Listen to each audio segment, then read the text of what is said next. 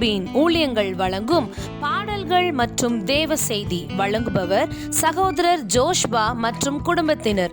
உங்கள் மனச்சோர்வுகள் நீங்கி கர்த்தருக்குள் பலப்பட இந்நிகழ்ச்சியில் பங்கு பெற்று தேவ ஆசீர்வாதம் பெறுங்கள். Praise lord. ஆண்டவருடைய நாமம் மகிமைப்படுவதாக. இந்த வாரத்தில் உங்களை காண்பதிலே சந்தோஷப்படுகிறேன். இந்த நாளிலும் உங்கள் மத்தியிலே பாடலை பாடுவதற்கு கர்த்தர் செய்த உதவிக்காக நன்றி செலுத்துகிறேன்.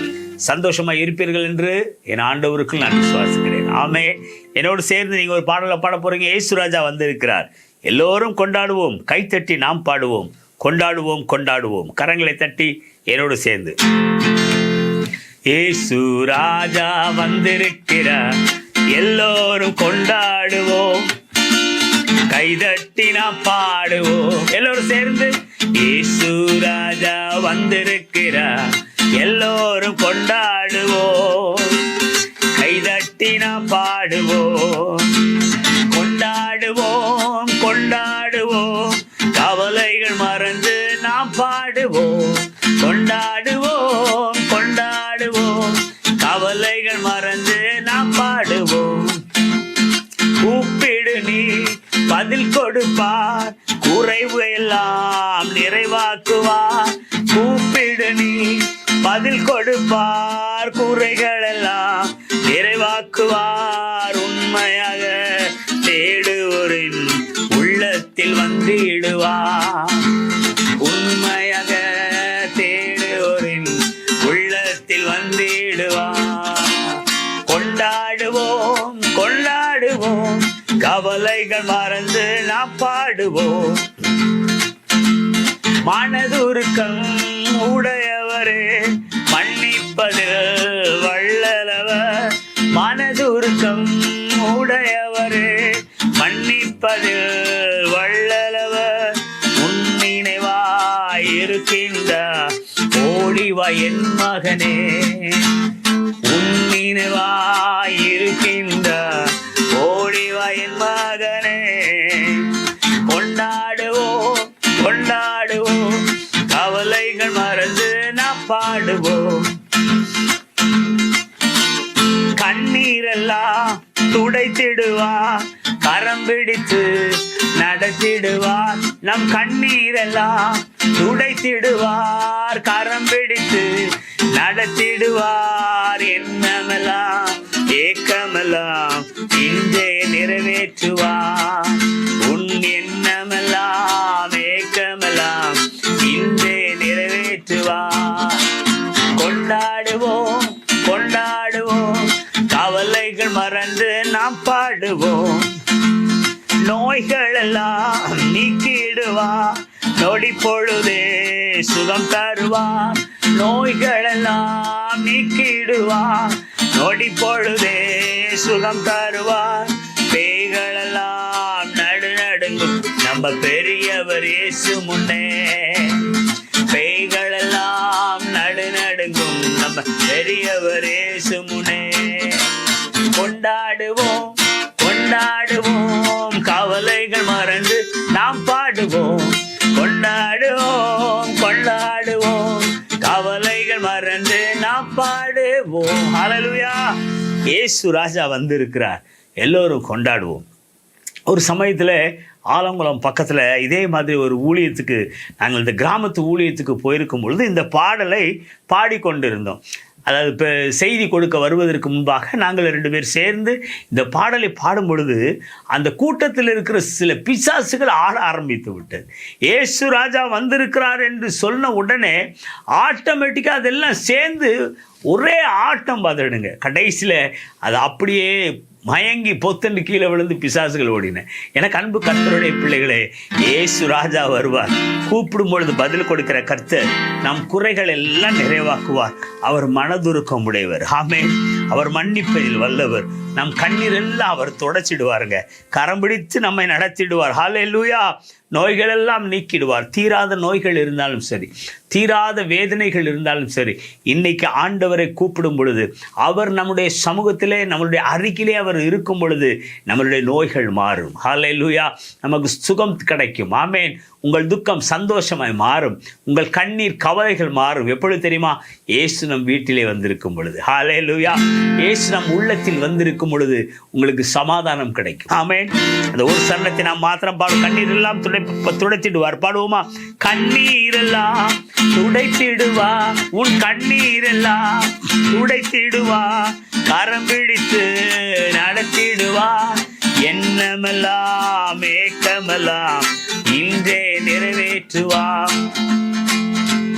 நோய்கள் எல்லாம் நீக்கிடுவார், நொடி பொழுதே சுகம் தருவார். தீராத நோய்கள் இருந்தால் நோய்கள் எல்லாம் நீக்கிடுவார், நொடி பொழுதே சுகம் தருவார், பேய்கள் எல்லாம் நடுநடுங்கும் நம்ம பெரியவர் இயேசு முன்னே. கொண்டாடுவோம் கொண்டாடுவோம், கவலைகள் மறந்து நாம் பாடுவோம். கொண்டாடுவோம் கொண்டாடுவோம், கவலைகள் மறந்து நாம் பாடுவோம். இயேசு ராஜா வந்திருக்கிறார், எல்லோரும் கொண்டாடுவோம். கைதட்டி நாம் பாடுவோம். ஆமென். இயேசு ராஜா வந்திருக்கிறார், எல்லோரும் கொண்டாடுவோம். கைதட்டி நாம் பாடுவோம். ஆமென். இயேசு நம் வீட்டிற்குள் வரும் பொழுது சமாதானம். அன்று சகையுடைய வீட்டிற்கு ஆண்டவர் வந்தார், ரட்சிப்பு வந்தது. ஹல்லேலூயா. சகையு ரட்சிக்கப்பட்டார். ஆமென். இன்னைக்கு நம்ம வீட்டில் ஏசப்பா வரும் பொழுது நம் குடும்பத்திலே சந்தோஷமும் சமாதானம் நிலைத்து நிற்கும். ஆமென்.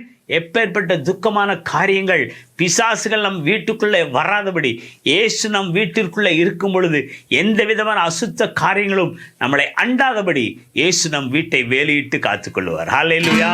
எப்பவும் நீங்க ஜெபம், ஆண்டவரே எங்க வீட்டுக்கு வாங்க, ஆண்டவர் எங்களோடு இருங்கப்பா, எங்களோடு தங்குங்கன்னு சொல்லுங்க. ஆண்டவர் நிச்சயம் உங்கள் குடும்பத்திலே ஒரு சமாதானத்தை கட்டளையிடுவார். ஆமென். உங்கள் துக்கம் சந்தோஷமாய் மாறும். God bless you. Praise the Lord. ஆண்டவருடைய நாமம் மகிமைப்படுவதாக. நல்ல ஒரு பாடலை கேட்டிருக்கீங்க. இயேசு ராஜா வந்திருக்கிறார், எல்லோரும் கொண்டாடுவோம், எல்லோரும் கொண்டாடுவோம், கைத்தட்டி கொண்டாடுவோம். ஆமென். கவலைகள் குறைகள் எல்லாம் நீக்குவார், நம் கண்ணீரை துடைப்பார், பேய்கள் ஓடும், நம்மளுடைய பாவங்கள் நீங்கும் என்று சொல்லி எப்பொழுது இயேசு ராஜா நம் உள்ளத்திலே, நம் இல்லத்திலே வரும் பொழுது. ஆமென். அருமையான பாடலை தந்த பெர்க்மான்ஸ் அவர்கள் பாடிய பாடல்.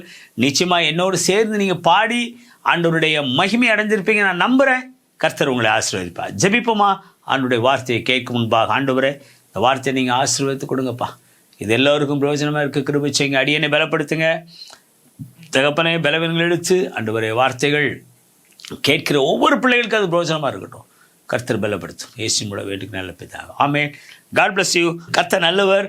இந்த நாளிலும் உங்கள் மத்தியில் நிற்க ஆண்டவர் எனக்கு செய்த உதவிக்காக நான் நன்றி செலுத்துகிறேன். ஆமென். அநேக பலவீனங்கள் உண்டு.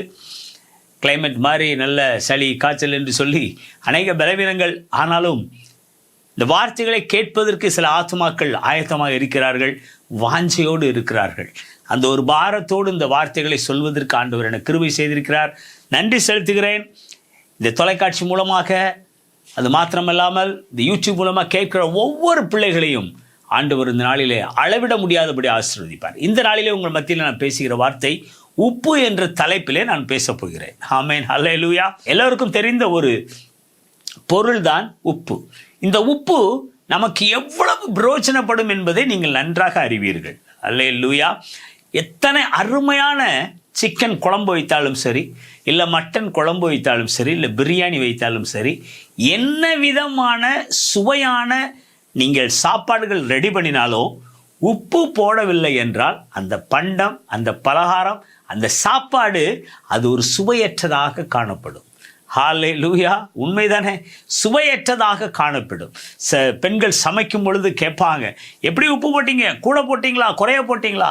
குறைய போட்டாலும் நல்லா இராது, கூட போட்டாலும் நல்லா இராது. சரியான அளவின்படி அந்த உப்பை போடும் பொழுது அந்த உணவு பண்டமானது ஒரு சுவையை தருகின்றது. அல்லேலூயா. அந்த உணவு, அந்த குழம்பானது, அந்த சிக்கன் பிரியாணியோ மட்டன் பிரியாணி எந்த விதமான உணவாக இருந்தாலும் சரியான அளவின்படி அந்த உப்பு போட்டு அதை சமைக்கும் பொழுது எத்தனை மிளகா, வெள்ளைப்பூடு, இன்னும் அநேக காரியங்களை, வாசனை திரவியங்களை நாம் போட்டு குழம்பு வைத்தாலும் ஒரு சின்ன பவுடர் போல இருக்கிற ஒரு உப்பு அதில் சேரவில்லை என்றால் அதனுடைய உண்மையான சுவை என்ன என்பதை நாம் அறிய முடியாது. எனக்கு அன்பு கர்த்தருடைய பிள்ளைகளே, பெண்கள் சமைக்கும் பொழுது அவர்கள் கையிலே ஊற்றி பார்ப்பார்கள், உப்பு காரம் சரியாக இருக்கிறதா என்று சொல்லி. ஆமென். வெள்ளைப்பூடு சரியாக போட்டிருக்கோமா, மிளகு சரியாக போட்டிருக்கோமா, சாம்பார் பொடி சரியாக போட்டிருக்கோமா என்று பார்க்காதபடி உப்பு உரைப்பு சரியாக இருக்கிறதா என்று பார்ப்பார்கள். உப்பு கூடிட்டாலும் கஷ்டம். எனக்கு அன்பு கர்த்தருடைய பிள்ளைகளே, இந்த உப்பு எவ்வளவு நமக்கு சமையலுக்கு பிரோஜனமாக இருக்கிறது. இல்லை என்றால் ஒரு பொருளை சுவையூட்டுவதற்கு இந்த உப்பு எவ்வளோ ஒரு உந்துதலாக இருக்கிறது, எவ்வளோ ஒரு சப்போர்ட்டிவாக இருக்கிறது. அதே போல் வேதாகமத்தில் நாம் எப்படி இருக்க வேண்டும் மற்றவர்களுக்கு, இந்த உப்பை போல மற்றவர்களுக்கு நாம் எப்படி பிரோஜனமாக இருக்க வேண்டும் என்று சொல்லி சில காரியங்கள் சொல்லப்பட்டு இருக்கிறது. அதை உங்கள் மத்தியிலே நான் சொல்ல ஆசைப்படுகிறேன். மார்க்கு 9ஆம் அதிகாரம் 50வது வசனம். உப்பு நல்லதுதான், உப்பு சாரமற்று போனால் அதற்கு எதினாலே சாரம் உண்டாக்குவீர்கள். உங்களுக்குள்ளே உப்பு உடையவர்களாய் இருங்கள், ஒருவரோடு ஒருவர் சமாதானம் உள்ளவர்களாய் இருங்கள். ஆமென். உப்பு நல்லதுதான், உப்பு சாரமற்று போனால், உப்பு நல்லதுதான், உப்பு சாரமற்று போனால் அதற்கு எதினாலே சாரம் உண்டாக்குவீர்கள். உப்பு நல்லதுதான், அது சுவையை தரக்கூடியது தான், அது நல்ல ஒரு பொருள் தான். ஆனால் அதனுடைய டேஸ்ட் அதை விட்டு போயிட்டுனா, சாரமற்று போனால் எப்படி நீங்கள் அதை சாரம் ஊட்டுவீர்கள்? உங்களுக்குள்ளே உப்பு உடையவர்களாய் இருங்கள். அல்லேலூயா. உங்களுக்குள்ளே உப்புடையவர்களாய் இருங்கள், ஒருவரோடு ஒருவர் சமாதானம் உள்ளவர்களாயும் இருங்கள். எனக்கு அன்பு கர்த்தருடைய பிள்ளைகளே, இந்த உப்பானது எப்படி ஒரு பொருளை சுவையுள்ளதாக, ஒரு உணவு பதார்த்தங்களை சுவை உள்ளதாக மாற்றுகிறதோ, அதே போல கர்த்தரை அறிந்து கொண்ட நாம் மற்றவர்களுக்கு ஒரு உப்பாக பயன்பட வேண்டும். ஆமென். இந்த உப்பு தன்னுடைய டேஸ்டை இழந்து விட்டால் எப்படி திரும்ப அதை நம்ம அந்த டேஸ்ட் உண்டு பண்ண முடியாது. ஆனால் அந்த உப்பு தன்னுடைய சுவையோடு, தன்னுடைய தன்மையோடு இருக்கும் பொழுது அது அந்த பண்டங்களுக்கு, உணவுப் பொருளுக்கு அது ஒரு டேஸ்ட் தரக்கூடிய ஒரு பொருளாக காணப்படுகிறது. எனக்கு அன்பு கர்த்தருடைய பிள்ளைகளே, அதே போல நம்மை ஆண்டவர் அறிந்த நாம் மற்றவர்களுக்கு உப்பாய் இருக்க வேண்டுமாம். எப்படி? ஒருவரோடு ஒருவர் சமாதானம் உள்ளவர்களாய் இருங்க. இன்னைக்கு நம்ம சமாதானம் உள்ளவர்களாய் இருக்கிறோமா? ஒருவருக்கொருவர் நான் சமாதானமாக இருக்கிறோமா? உறவினர்களுக்குள்ளே, இல்லை குடும்பத்திற்குள்ளே, கணவன் மனைவிக்குள்ளே, பிள்ளைகளுக்குள்ளே, இன்னைக்கு வேலை பார்க்கும் இடங்களிலே இன்னைக்கு நாம் சமாதானம் உள்ளவர்களாக இருக்கிறோமா? இன்னைக்கு கடைசி காலத்தில் நாம் வாழ்ந்து கொண்டிருக்கிறோம். அநேக இடங்களிலே சமாதான குறைவுகள் காணப்படுகிறது. அநேக இடங்களுக்கு நாங்கள் ஜெபிக்க போகும்பொழுது எங்களுக்கு வருகிற ஜெப விண்ணப்பம், முதல் விண்ணப்பமே என்னன்னு கேட்டிங்கன்னா, பிரதர் எங்கள் குடும்பத்தில் சமாதானமே இல்லை பிரதர், என் கணவன் மனைவிக்குள்ள சமாதானம் இல்லை, என் பிள்ளைகளுக்குள் எனக்கு சமாதானம் இல்லை என்று சொல்லிதான் ஜெபிக்க வருகிறார்கள். அன்னைக்கு ஒருவர் எங்களுடைய செய்தியை டிவியிலே பார்த்து கொண்டு இருக்கும் பொழுதே எங்களுக்கு ஃபோன் பண்ணி, பிரதர் உங்கள் செய்தியை நாங்கள் கேட்கிறோம், ஆனால் எங்கள் வாழ்க்கையில் எங்களுக்கு சமாதானம் இல்லை, எங்களுக்காக ஜெபித்து கொள்ளுங்கள் என்று சொல்லி ஒரு பெரியவர், அவர் அழுது கொண்டு அவர் பேசுகிறார். பாம்பேயிலிருந்து ஒரு ஃபோன், அவர் பேசும்பொழுது அவர் இதே போல, பிரதர் எங்கள் வாழ்க்கையிலே சமாதானம் இல்லை, நானும் என் மனைவி பிரிந்திருக்கிறோம், என் பிள்ளைகளுக்கும் எனக்கு நல்ல உறவுகள் இல்லை, என்னுடைய குடும்பத்திற்கு சமாதானத்திற்காக நீங்கள் ஜெபித்துக் கொள்ளுங்கள் என்று சொல்லி. எனக்கு அன்பு கர்த்தருடைய பிள்ளைகளே, இன்னைக்கு அநேக இடங்களிலே சமாதான குறை காணப்படுகிறது, சமாதானம் இல்லாதது இந்த குடும்பத்திலே காணப்படுகிறது. கடைசி நாட்களிலே சாத்தானானவன் குடும்பத்தை பிரிக்கக்கூடிய சூழ்நிலையில் இருந்து கொண்டிருக்கிறார். ஒரு சின்ன அற்பமான காரியத்துக்கு கூட கணவன் மனைவிக்குள்ளே பிரச்சனை, பிள்ளைகளுக்குள்ளே பிரச்சனை, பிள்ளைகள் பெற்றோர்களை எதிர்க்கவும், பெற்றோர்கள் பிள்ளைகளை அடிக்கவும், கொலை செய்யும் அளவுக்கு போய்விடுகிறார்கள். சமாதானமின்மை. எனக்கு அன்பு கர்த்தருடைய பிள்ளைகளே, இந்த சமாதானம் உடையவர்களாய் இருங்கள் என்று சொல்லி வேதம் சொல்லுகிறது. நாம் கிரியைகளிலே நாம் அன்புள்ளவர்களாய் இருக்க வேண்டும். எப்பேற்பட்ட சூழ்நிலைகள் வந்தாலும் ஒருவருக்கொருவர் விட்டு கொடுக்கும் மனப்பான்மை உடையவர்களாய் நாம் காணப்படுவோமோ, ஆனால் அங்கு சமாதானம் உண்டாகும். ஹல்லேலூயா. இயேசு கிறிஸ்து உயிரோடு எழும்பி வந்து சீசர்களுக்கு முதலாவது காட்சியளிக்கும் பொழுது உங்களுக்கு சமாதானம் உண்டாவதாக என்று சொன்னார். ஆமென். எனக்கு அன்பு கர்த்தருடைய பிள்ளைகளே, நீங்கள் சமாதானமாயிருங்கள். சமாதானம் இருக்குமானால் அந்த குடும்பத்திலே சஞ்சலங்கள் இல்லை. ஒரு குடும்பத்திலே சமாதானம் இருக்குமானால் அந்த குடும்பத்திலே போராட்டங்கள் இல்லை. கணவன் மனைவிக்குள்ளே சமாதானம் இருக்குமானால் இருவருக்கிடையே டைவர்ஸ் இல்லை. சமாதானம் பிள்ளைகளுக்குள்ளும் பெற்றோர்களுக்கும் இருக்குமானால் அந்த குடும்பம் ஒரு குட்டி பரலோகம் போல காணப்படும். நீங்க வேலை பார்க்கும் இடத்திலே சமாதானமாய் எல்லாரும் வேலை பார்த்தீர்கள் என்றால் அந்த வேலை பார்க்கிற ஸ்தலம் மிகவும் சந்தோஷமாய் இருக்கும்.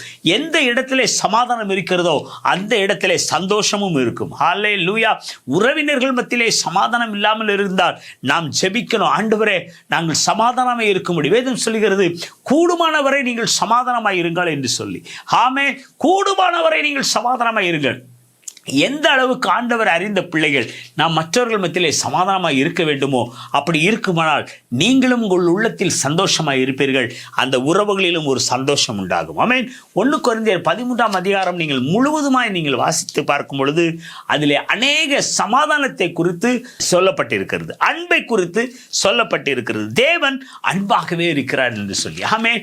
தேவருக்கு நல்ல ஒரு பெயர், தேவன் அன்பாகவே இருக்கிறார் என்று சொல்லி. ஆமென். நாமும் அவருடைய வழியிலே பின்பற்றுகிற நாம் அன்புள்ளவர்களாய் காணப்பட வேண்டும் என்று சொல்லி வேதம் சொல்லுகிறது. ஹல்லேலூயா. 1 கொரிந்தியர் 13ஆம் அதிகாரம் இவ்வாறாக சொல்லுகிறது. முதல் வசனம் மாத்திரம் நான் வாசிக்கிறேனே, நான் மனுஷர் பாஷைகளையும் தூதர் பாஷைகளையும் பேசினாலும் அன்பு எனக்கு இராவிட்டால் சத்தமிடுகிற வெண்கலம் போலவும் ஓசையிடுகிற கைத்தாளம் போலவும் இருப்பேன். 4ஆம் வசனம், அன்பு நீடிய சாந்தமும் தயவும் உள்ளது, அன்புக்கு பொறாமை இல்லை, அன்பு தன்னை புகழாது இருமாய்ப்பிராது என்று சொல்லி வசனம் வந்து கொண்டே இருக்கும். நீங்க வாசித்து பாருங்க. அந்த அதிகாரம் முழுவதும் அன்பை குறித்து பேசக்கூடியது. காரணம் என்ன? நம் தேவன் அன்பாகவே இருக்கிறார். அவர் நம் மீது கொண்ட அன்பினால்தான் இந்த பூலோகத்துக்கு அவர் மனிதனாக வந்து நமக்காக மரித்தார். எனக்கு அன்பு கர்த்தருடைய பிள்ளைகளே, ஆண்டவரை அறிந்த பிள்ளைகள் நான் சமாதானத்தை கொடுக்கிற உப்பாக நாம் காணப்பட வேண்டும். ஹல்லேலூயா, ஹல்லேலூயா. சமாதானத்தை கொடுக்கும் பொழுது அந்த இடத்துல சந்தோஷம் உண்டாகிறது.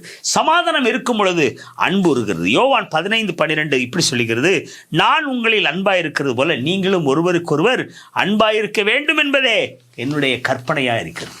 நான் உங்களிடத்திலே அன்பாய் இருக்கிறேனே, நான் உங்களிடத்தில் அன்பாக இருக்கிறேன், அதே போல நீங்களும் மற்றவர்கள் மத்தியிலே அன்பாக இருக்க வேண்டும் என்று இயேசு சொல்கிறார். அல்லேலூயா. அவருடைய அன்பின் நிமித்தம்தான் அவர் இந்த உலகத்திலே வந்து நமக்காக மரித்து அடக்கம் பண்ண குற்றுயிராக்கப்பட்டு நமக்காக தன் ஜீவனை கொடுத்தது. காரணம் என்ன தெரியுமா? அவர் நம் மீது வைத்த அன்பு. எனக்கு அன்பு கர்த்தருடைய பிள்ளைகளே, ஆண்டவரை அறிந்த பிள்ளைகள் நாம் மற்றவர்களிடத்திலே அன்பு என்ற உப்பை நாம் விதைக்க வேண்டும். ஹல்லேலூயா. சமாதானம் என்ற உப்பை அவர்களுக்கு நாம் கொடுக்க வேண்டும். ஹல்லேலூயா. தேவன் அன்பாய் இருக்கிறது போல நாமும் பிறனிடத்திலே அன்பாய் இருக்க வேண்டும். ஹல்லேலூயா. 1 யோவான் 4:8 இவ்வாறாக சொல்லுகிறது, அன்பில்லாதவன் தேவனை அறியான், தேவன் அன்பாகவே இருக்கிறார். மத்தேயு 22:39 இவருக்கு சொல்லுகிறது, இதற்கு ஒப்பாய் இருக்கிற 2ஆம் கற்பனை. என்ன கற்பனை? உன்னிடத்தில் நீ அன்பு கூறுவது போல பிறனிடத்திலும் நீ அன்பு கூறுவாயாக. ஹல்லேலூயா. அன்பு என்ற உப்பை மற்றவர்களுக்கு நாம் போட வேண்டும். சமாதானம் என்ற உப்பை மற்றவர்களுக்கு நாம் கொடுக்க வேண்டும். சந்தோஷம் என்ற உப்பை மற்றவர்களுக்கு நாம் கொடுக்க வேண்டும். ஹல்லேலூயா. 2ஆவதாக கொடுப்பதில் நாம் எப்படி இருக்கிறோம்? ஒரு ஏழை விதவை ஆண்டவர் எருசலேம் தேவாலயத்தில் இருந்து பார்க்கும் பொழுது காணிக்கை போட வருகிறவர்கள் ஒரு ஏழை விதை தனக்கு இருந்த எல்லாவற்றையும் அவள் காணிக்காக போட்டாள். மார்க் 12:42 ஏழையான ஒரு விதையும் வந்து ஒரு துட்டுக்கு சரியான 2 காசுகளை போட்டாள். வசனம் 43, அப்பொழுது அவர் தம்முடைய சீசரை அழைத்து காணிக்கை பெட்டியில் பணம் போட்ட மற்ற எல்லாரை பார்க்கிலும் இந்த ஏழை விதவை அதிகமாக போட்டாள் என்று மெய்யாகவே மெய்யாகவே உங்களுக்கு நான் சொல்லுகிறேன். இந்த ஏழை விதவை தன்னிடத்தில் இருந்ததையும் எல்லாவற்றையும் மற்றவர்கள் போட்டு விட்டார். ஒரு சாட்சி ஒன்று நான் சொல்கிறேன். தொழுதூர் என்ற இடத்துல நான் பல வருடமாக அங்கே நான் வேலை பார்க்க ஒரு சூழ்நிலை வந்தது. அங்கு ஒரு ஆலயத்துக்கு நாங்கள் சென்றிருக்கும் பொழுது அந்த ஆலய கட்டுமான பணிக்காக அந்த போதகர் கட்டுமான பணிக்காக பணம் தேவைப்படுகிறது, விருப்பம் உள்ளவர்கள் நீங்கள் உதவி செய்யுங்கள் என்று சொன்னார். அநேகர் உதவி செய்தார்கள். அதில் ஒரு ஏழை ஒரு அம்மா வந்து அந்த பாஸ்டர் இடத்துல ஒரு கவரை கொடுத்து, ஐயா இதை வைத்துக் கொள்ளுங்கள் என்று சொல்லி. அந்த பாஸ்டர் வாங்கவே மாட்டேன்ட்டாங்க. இல்லைம்மா, நீங்களே வீட்டு வேலை செய்து நீங்கள் சம்பாதிக்கிறீர்கள், உங்கள் பணம் நான் வாங்க மாட்டேனம்மா, நீங்கள் வைத்துக் கொள்ளுங்கள், உங்கள் தேவைக்கு நீங்கள் வைத்துக் கொள்ளுங்கள் என்று சொல்லி அவர் போதகர் எவ்வளவோ சொன்னார். சொன்னாலும் அந்த அம்மா சொன்ன வார்த்தை இன்னைக்கும் எனக்கு அதை கேட்கும் பொழுது மனதுக்கு அப்படி ஒரு சந்தோஷமாக இருக்கிறது, ஒரு நெகிழ்ச்சியாகவும் இருக்கிறது.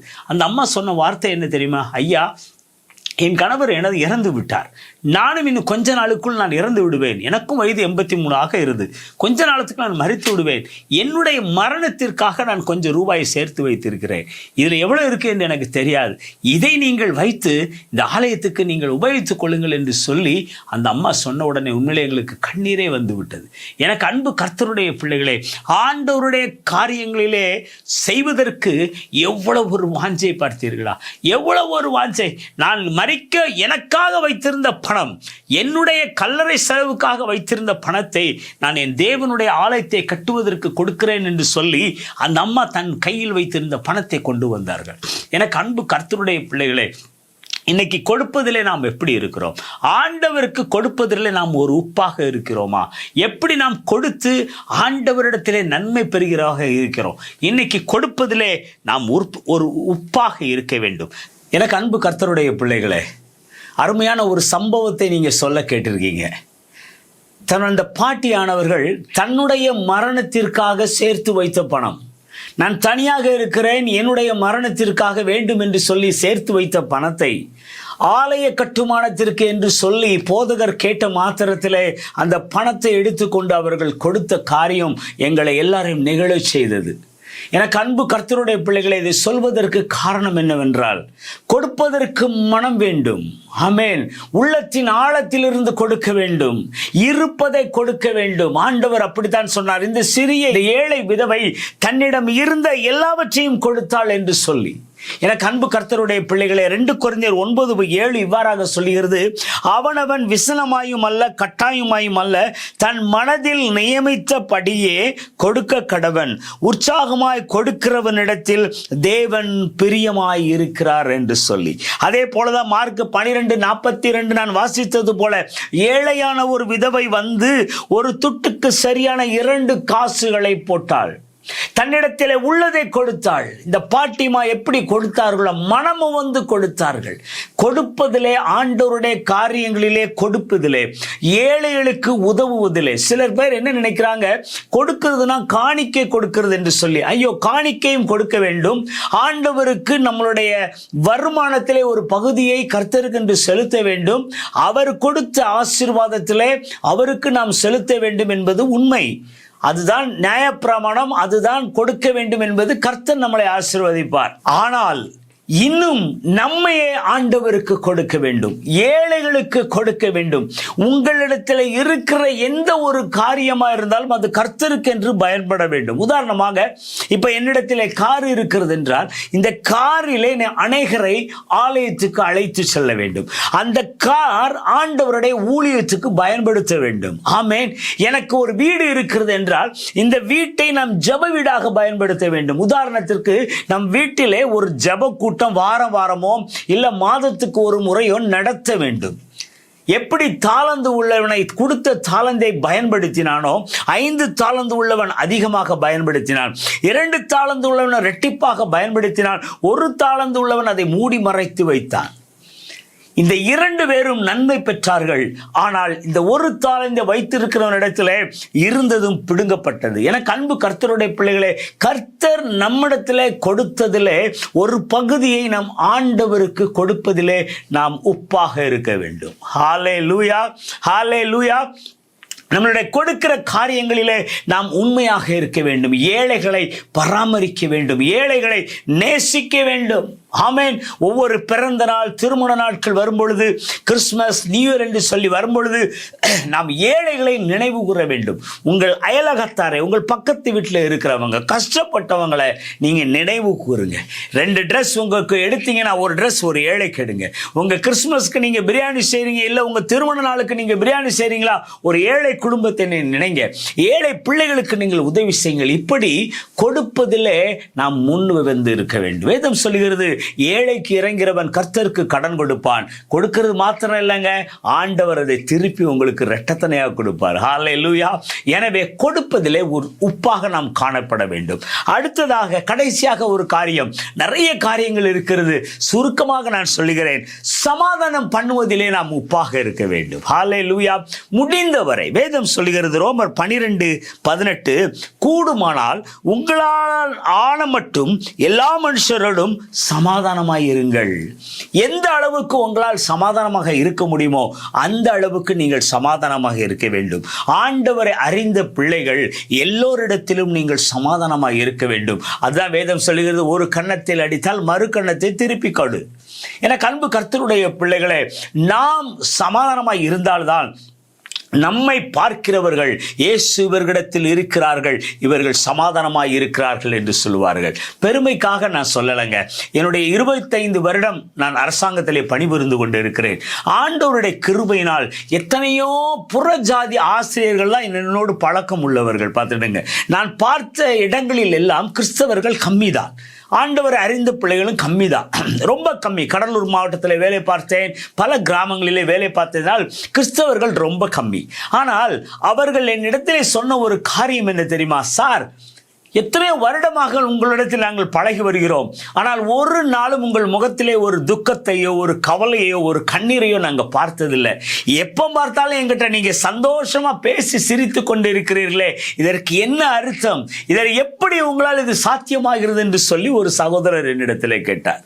நான் சொன்ன ஒரே காரியம்தான், பிரதர், கவலைகள் இல்லாமல் இல்லை, கஷ்டங்கள் இல்லாமல் இல்லை, மன வருத்தங்கள் இல்லாமல் இல்லை, ஆனாலும் எங்கள் ஆண்டவர் இயேசு எங்களுக்கு நிரந்தர ஒரு சமாதானத்தை தந்திருக்கிறார் என்று சொல்லி. எனக்கு அன்பு கர்த்தருடைய பிள்ளைகளே, இதை நான் பெருமைக்காக சொல்லவில்லை, உங்களுக்கு ஒரு சாட்சியாக நான் இதை சொல்லுகிறேன்.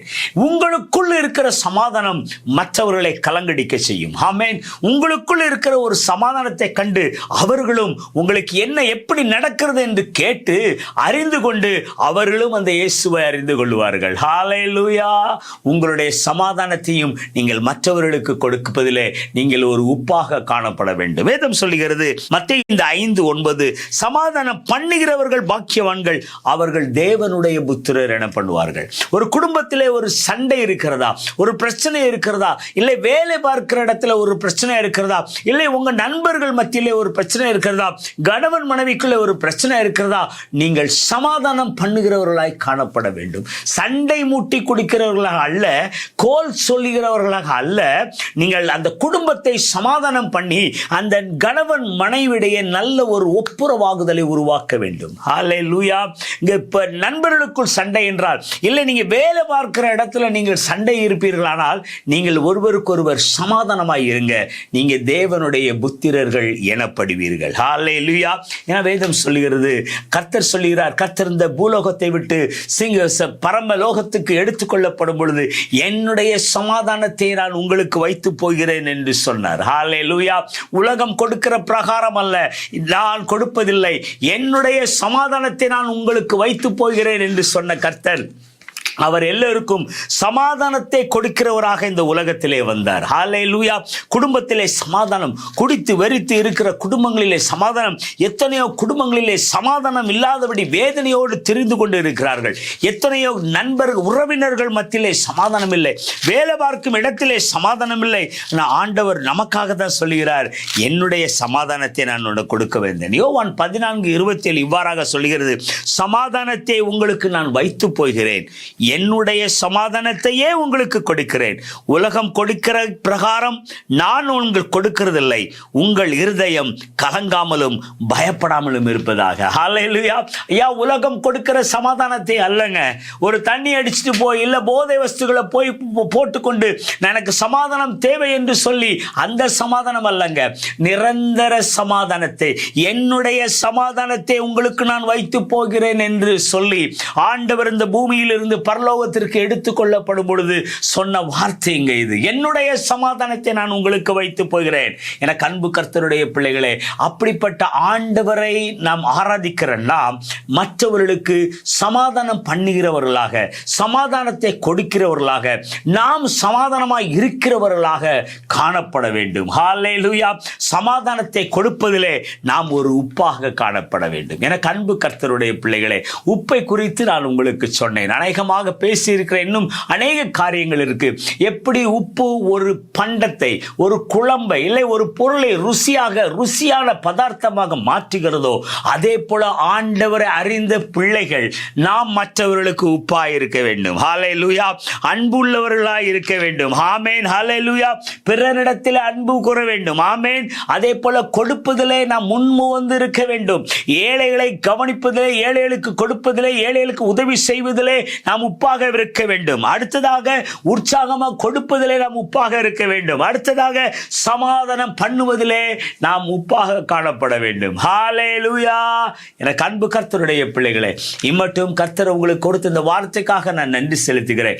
இதுவரை எப்படின்னு எனக்கு தெரியாது, ஆனால் இனி மற்றவர்களுக்கு நீங்கள் உப்பாக பயன்பட உங்களை நான் வாஞ்சிக்கிறேன். கர்த்தரும் அதற்கு ஆசைப்படுகிறார். எனவே ஆண்டவர் கொடுக்கிற சமாதானத்தை மற்றவர்களுக்கு நீங்க கொடுங்க. ஆமென்.